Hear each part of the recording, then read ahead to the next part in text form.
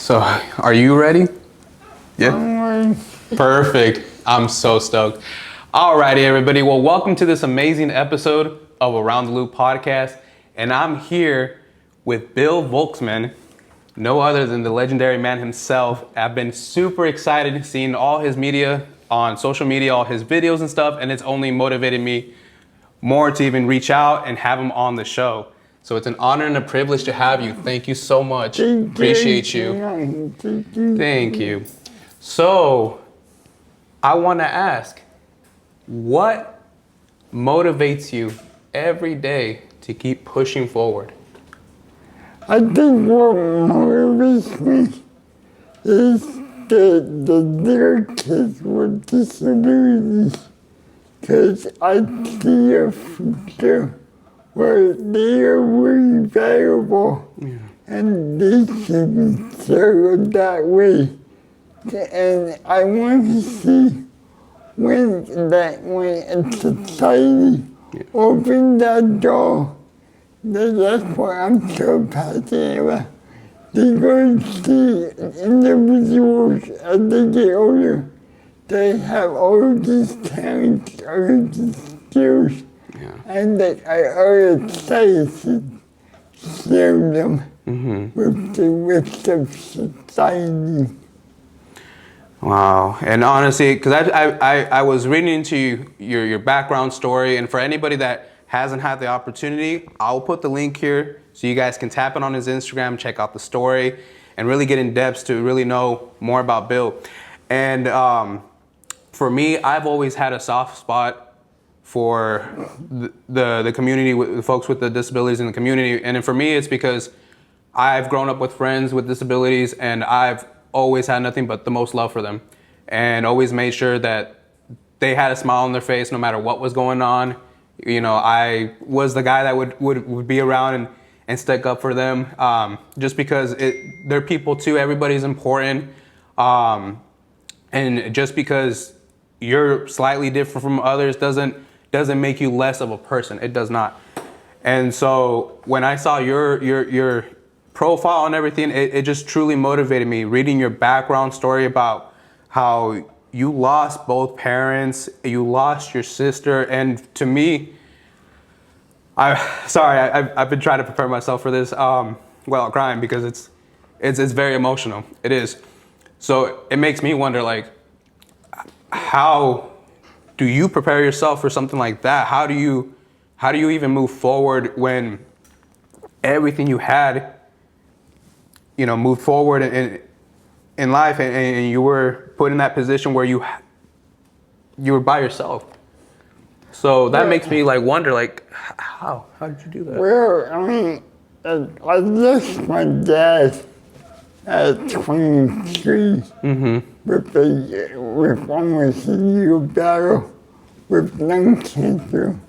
And, at first I was excited to go to college, because I wanted to go to college so bad. But then we found out that my dad got sick, and it was his lung cancer. We know he didn't have that long to live, so I wanted to be there for him. And then with my mom, about 6 months later, after my dad passed away, we found out that he got leukemia, and she was the one that was always there for me. And at that time, I knew I had to be there for her, because she was a very strong woman. She's the one that got me in to public school and to do all these things. So I was the one that helped take care of her, listen to her, and when I left both people down, I wanted not to call up in a ball.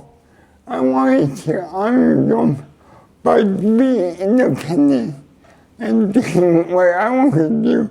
And that was the first time where I went to Texas And not only Texas to visit, but Texas to live. Because my sister was there. And I had a great time. Because that's where I learned to be independent. And my sister and me always had this bond.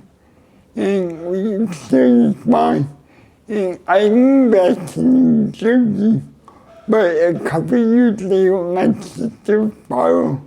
Because my nephew had autism. And I helped take care of him too. And when my sister got sick and was dying, she said, Bill, I want you to live your dream. Your dream is to move out to Southern California. And I was like, well, I don't know nobody. But she said, you will figure that out. And I listened to her. And I came out here with her on my side. My mom and my dad were watching me too. And I created this incredible life. And I honor them every day by living that life. No, that's amazing. And so, I want to talk about the foundation that you built, because I've noticed that you built a good foundation too. So what got you, how did you start that? I got here and I didn't know nobody, but before I moved here, there was one person I knew. I emailed and she emailed me back. Her name is Hunter. And Hunter the girl, you guys can move out here. And I'm like, okay, I didn't know anybody, but I knew Hunter. And then Hunter won the foundation for adult intellectual and developmental disabilities. And they took me in as a part of the family right away. Aww. And then right away after that, I kind of worked upon the Science Athlete Foundation path where they empower people with physical disabilities to sports. And that's the way I lived my own life. I was empowered by sports. And I worked in and I wanted to volunteer. And they were like, okay. And I went to the office once a week and then twice a week. And then they became my family. And then I met other people. And I just going and going with my family. And by now I have so many friends that are my family. I don't even know how many I have. Such a big family. So big. And that's beautiful. Honestly, it is. It truly is when you get accepted by a group that people take you in, they take you under their wing, they take care of you, and they show you the ropes and only want the best for you. And big shout out to Hunter, big shout out to the whole family, because not only that you don't see him as just friends, you see him as family, and that is a big difference. That separates you from saying, oh well, they're just people, they're just friends. No, they're family. They have been there through thick and thin. And that's family. Doesn't have to be blood necessarily. It can be that relationship that you guys built. So that's beautiful. That's amazing. And I want to ask you, so you do drive around. How is that with driving for you? This is a funny story. So when I was younger, my mom was like, you can do whatever you want, Bill. And I'm like, okay, I will. I'm like, Mom, I want to drive. Oh, you cannot do that. And I was like, why, Mom? Because you got a disability. And I'm like, well, Mom, you told me, like, I can do anything. And like, my disability doesn't define who I am. And he's like, I know, but you can't do that. And then my sister Donna was like, Mom, you go ahead and let Bill try.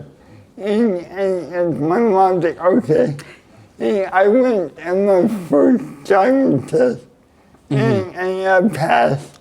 And then look at you. Then Congratulations. I took maybe another 7, 8 lessons, and they were like, oh, you can go for the actual driving test. And like, my mom was shocked. But I was like, I knew I can do it. So I've been driving almost 30 years. And I have some adaptable equipment.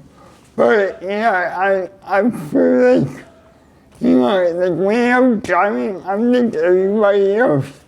I probably drive better than most people in California. Yeah. I have a change, but I think that's just something that I always wanted to do. Because it was a sense of independence. That's true. And it really is. And so I want to ask you, since you drive around here, how is it driving in San Diego area, especially when drivers they're a little crazy, they're a little hectic. How do you do that? Okay, so I drove in Houston, I drove in Florida, I drove in New Jersey, Philadelphia, New York. I think by San Diego is the scariest drivers by far. Have you been to LA? Yeah. Okay, so what's scarier, LA traffic or San Diego? I mean, it's pretty close. I mean, I can't really it may be weird, quick one down. But yeah, I was just shocked about that when I came out here. And so I want to ask, is there a certain car one day that you dream of driving just to drive it? Is there like a dream car for you? I think my dream car would be a 78 Can Am. Okay. Because when I was a little boy, I had all these Matchbox cars.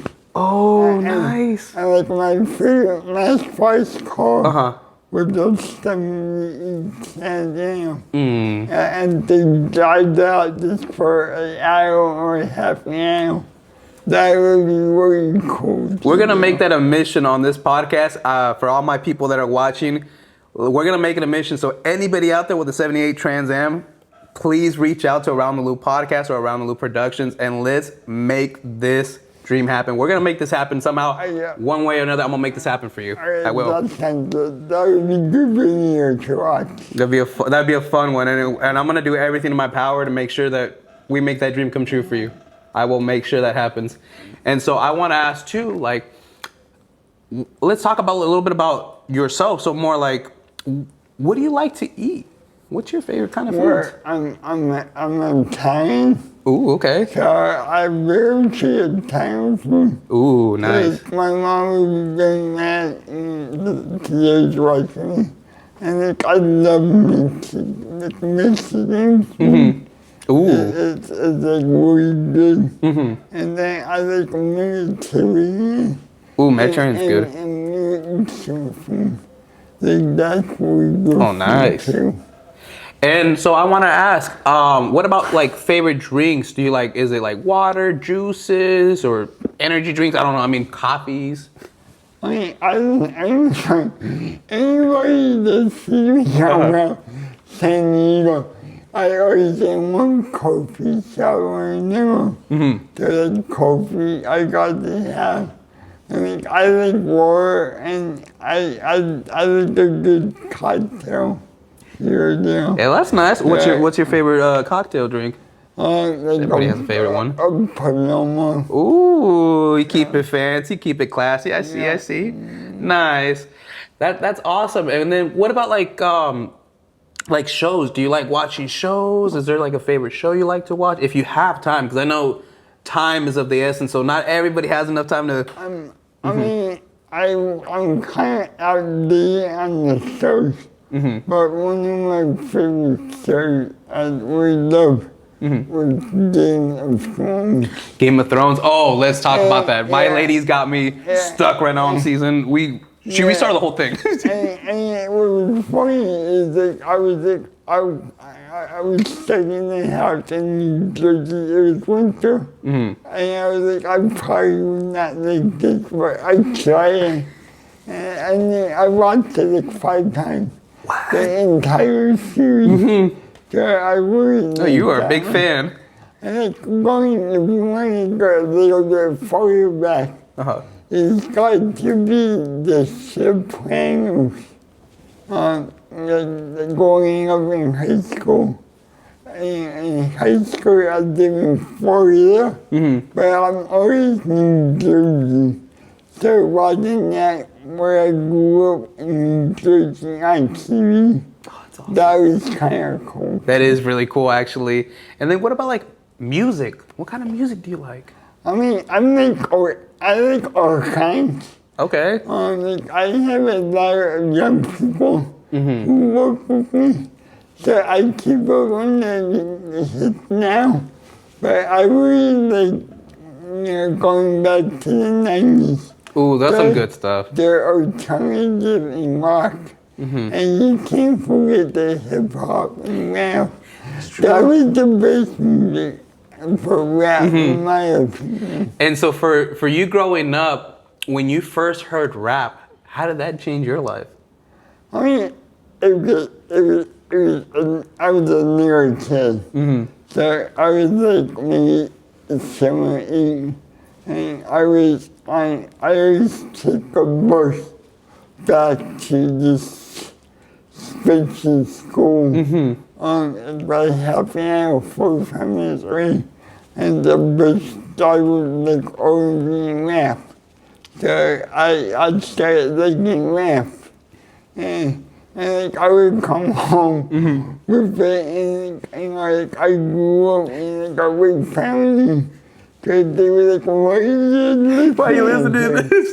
They were all shocked. And it's just like, I loved it, and I always grew up listening to it. And I think it's a really good, cause in the rap music, there are poetry in that music. Yes. And so I really think that people don't always hear that, but it's in there. The poetry, the storytelling, there's so much that I honestly, the old rap painted so much that you can listen to it and almost, you can just visualize it without even having to see a video. And that's how beautiful it is. And I do agree with you on that. I do. Wow. So then I want to ask too, like, do you have any pets currently? Not currently. But I grew up, I had a dog. And I go funny. This is a funny story. I always wanted a dog. My mom said I would get you a goldfish. And the goldfish kept jumping out of the bowl.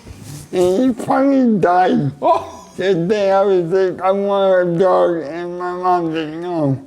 So in my school, one of my teachers brought in a whole ferret. And I liked it, and I came on like, Mom, I want a ferret if I cannot have a dog. Like my mom said, you can have a dog. So I used the ferret to get my dog. At least that worked. Yeah, She said no to the ferret, but yes to the dog. Yeah. So I had that dog, and I had a dog before. I'm just saying, and hopefully one day when I have a house, I can get another 1 or 2 dogs. I really hope that happens, honestly, and I can't wait, because dogs are honestly man's best friend. They really are, and no matter what you go through in life, they'll always look at you with such a smile, always with happiness. It's the craziest thing, and that's the most beautiful thing about dogs. Honestly, I do agree with you on that. And so I want to ask too, what got you into doing social media? Like what started it? Well, it was kind of funny. Uh-huh. Cause like a girl answered to me, but like, I was like, I'm never gonna be a social media person. But then I reached out at my own job because I had like a lot of ideas, and it was like, well, Bill, you got to have people come to you, and the easiest way is social media. So I was first like, oh, okay, and I'm kind of like, yeah, whatever. And then like late last year, I was like, I'm going to do it because this is a way to get my message out. I love that. And to tell my story and connect with the population and to help people. And all those things that I dream of doing, I am doing now. So it's a really cool thing to see how many people connect with me. It's amazing. And I really love to read as many comments as I can. So I wish I can respond to all of them, but I really love reading those comments. They keep me going to do more. Motivated. And honestly, I'm a big fan of your content. I've been watching all your videos, your reels and everything, and I love it because it's all you. It's natural. There's nothing scripted. It just shows the very true, genuine side of you. And honestly, I give you big props for pushing yourself out to do content because it's not easy. And I personally knew that too. When I first started the podcast, my mission was to help others, to share other people's voices, to give people an opportunity, not just because, oh, I run a podcast and it's only for the famous. No, this is for everybody. I want people to see the real, the raw, the genuine. So what you see here is what you're gonna get. There's no cuts, there's no edits. It's just what you get. And that's why I separate myself from every other podcaster out there, because I strive to help others. I don't charge. I have never charged a guest to be on my show.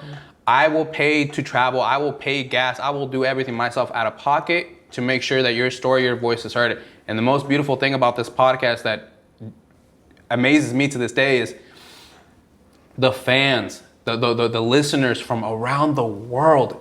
No ads. I didn't do no ads or it's just crazy how social media works. And you have fans from all over the world. Yeah. I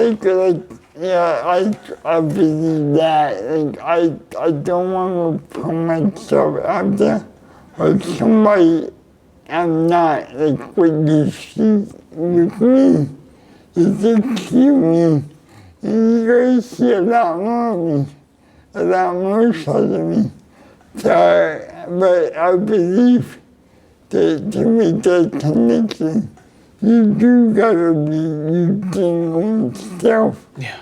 So people can see that.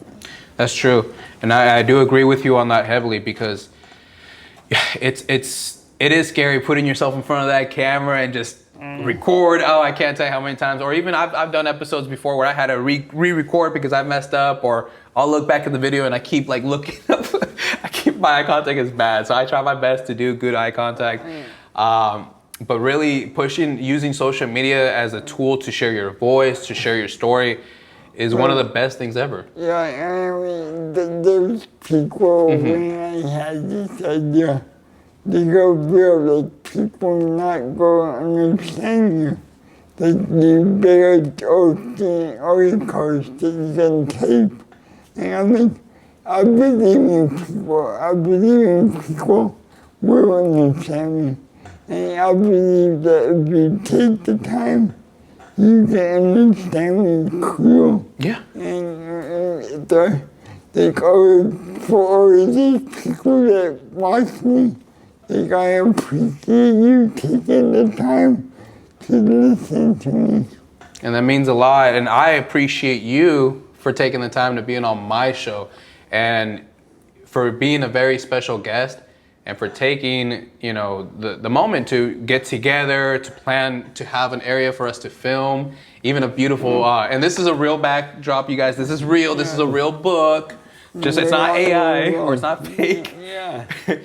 It's amazing. And sitting down with you, it just motivates me more personally to keep pushing harder, to keep striving to share everybody's voice, to keep helping one another, because at the end of the day, there is so much room for every single one of us to win, to all be winners. We could all be winners and successful if we work with one another. And it's so easy to do that. And a lot of people, it's ego, it's because you have a certain amount of followers or X, Y, and Z, but it's not. You gotta push that, and to grow, you have to grow as a community. That's just the way. You got to grow, and it's something that I took as a young person. Like, I used to watch ESPN all the time as a teenager. And I remember watching the SPs and Jim Babylon, a basketball coach who was dying of cancer,